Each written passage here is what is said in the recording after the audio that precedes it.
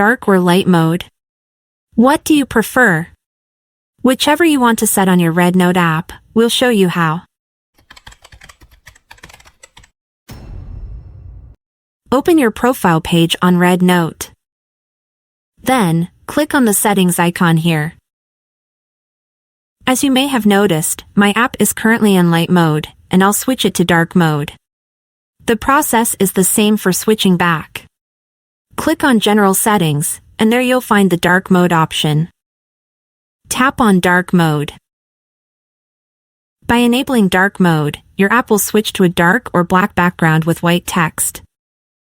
If you prefer, you can enable the Use Device Setting option, which will automatically adjust the app based on your phone's system theme.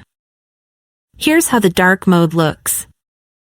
I find it much more comfortable to view than light mode.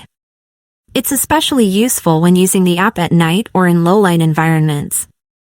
The dark background reduces eye strain and helps save battery life on devices with OLED screens. If you haven't tried it yet, I highly recommend giving it a go.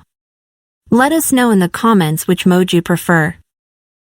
Subscribe to our channel and become part of our digital family.